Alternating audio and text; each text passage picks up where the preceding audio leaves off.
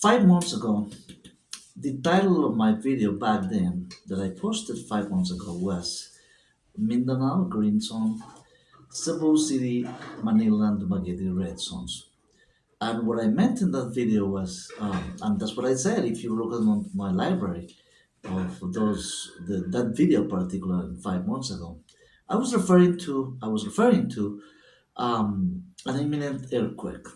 Back then, I was referring also to the aircraft in Bangkok, Thailand, Myanmar, if you can recall, and how uh, all those cities or countries, basically those two countries, Thailand and Myanmar, didn't really take all those preventive measures to warn, of course, warn the population about what measures you can take, what things, what kind of preparations that you can, regular people can have. I mean, when I say preparation, I never meant that preparation is like that you have to build a new house or earthquake resistant house. I was mentioning a few items, simple things in life that anybody can do it. Basically, anybody, even it doesn't have to be just spending lots of money or to, preventive measures. It's like a preparation.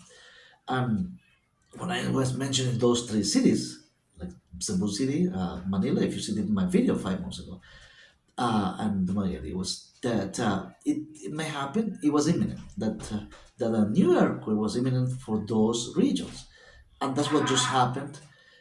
That's what just happened 2 days ago, and uh, after that, I mean, it's so relevant. Even 5 months later, is relevant still the same. Things that we should have been doing 5 months ago. That video had like 840 views. That I don't know if 840 views, in which I believe, well, at least if half of those 840 viewers had taken any measure, any preventive, any preparation that was my suggestion. The purpose of my video was to take preparation, like first aid kits, batteries, matches. I mean, little things that, or some canned food that you can have, to when lights goes off, like batteries, because when everything goes off, internet goes off, at least you need to light something like a flashlight or things like that. The few items that I mentioned on that video, that basically, and also that if you have like an exit plan B, in which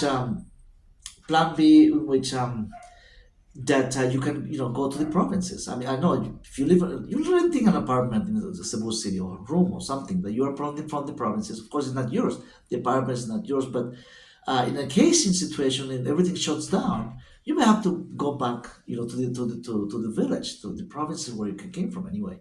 So that was my earlier comments about that 5 months ago. Hopefully, some of you took that measure, and some of I already mentioned also about like planting little some vegetables. Like if everything shuts down and no ferry or nothing, the supply chain shuts down. Uh, Remember that this island in Philippines, all islands, depends of ferries bringing produce from one island to the next one, and everything is being not everything but many things is imported. So even if everything shuts down, there is no import, right? I mean, this was an earthquake with only 6.9 in the Richter scale, which is still lower than the same 7.9, 7.7 in Bangkok, Thailand. It was crazy in Thailand. I mean, it was in Myanmar, thousands of deaths. I mean, still you can account the amount of people who lost their lives and lost their little houses or apartment or anywhere. I'm always high rise apartment buildings like people say Bagari and all these BGC. That's something beautiful. But I'm not saying those are not safe. All I'm saying is that if it's me, I will never live in an apartment building which is like 10 story, unless that's my last chance. And I have no choice. There's no other place that I can rent. I really don't. I mean, because everything shuts down. I mean, the electricity goes out. There's no elevator. If this thing comes all down crashing to the floor, I mean, think about it. You're on this floor number 45, 45th floor. The beautiful, I mean, the view is beautiful. I see people say, oh, look at the view I have.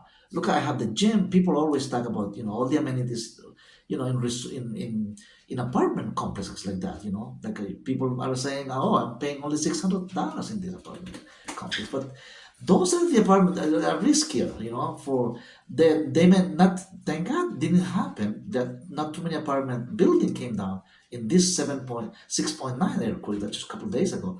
But what if it's 7.9 you get? Those are high risk, even though that I know there are building codes they require, of course, to build apartment buildings with all the codes, with reinforcement, make it earthquake resistant, tsunamis, and all kinds of disaster. But still, you never know. It could be. I mean, if you are expecting the 8.5, 9.2, 9.5, the Richter scale, which is the one in California that's expected. Soon, I mean, soon meaning it could be years. It could be, I'm not saying, no, I'm not predicting anything it's going to happen immediately. All I'm saying is that there is already forecast. It's not a prediction. This is not like a with a crystal ball. It has been studies made already. In the Southeast Asia, there has been so many studies made that all I'm saying is that I'm just picking up for those, those studies, and just, try to do the best possible, we can. And at the end of the day, we are all in God's hands. I mean, I know that the necessity and that you need to, I mean, you can escape. I mean, the cities, because that's where the jobs are. Most of the jobs, call centers and supermarkets, factories, I mean, you name it, are in big cities. In Latin America, it's the same. That's the reason when earthquake happens, like Managua, 1972, Mexico City, just 25 years ago.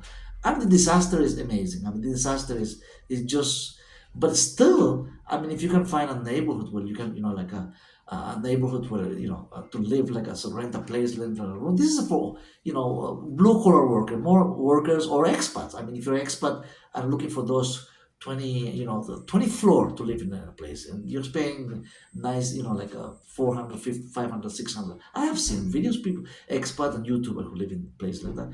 All I'm saying here, I'm not saying don't, I mean, move it. All I'm saying is that, are you really sure that all of this building has been, has been passed those, regulation, city courts and Cebu and all this, Manila, all of these places?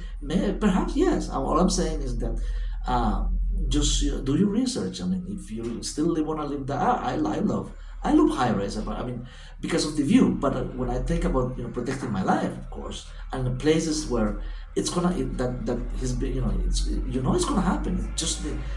It's just when, right? When at the time, never know, right? Because there is no machine, there is no AI intelligence, right? Artificial intelligence or any Google, anything technology that can tell you, that can prevent you, not even 1 hour in advance, that you can escape, well, this disaster, well, earthquakes and stuff. So tsunamis perhaps, because you can follow, right, the air, the waves of the sea, and after big huge earthquake, there's always tsunamis. So think about that. So just, this video is just to have, a recap of those, an update of those, of that video 5 months ago that I made. If you wanna just, go back a little bit on my channel and say, oh, this was done, this video was, hopefully was valuable back then, and it's still valuable today. Guys, take care. May God have mercy of all of us. Thank you for watching. And if you haven't subscribed, please subscribe. Give us a thumbs up. Thanks, and have a great day. See you in the next video.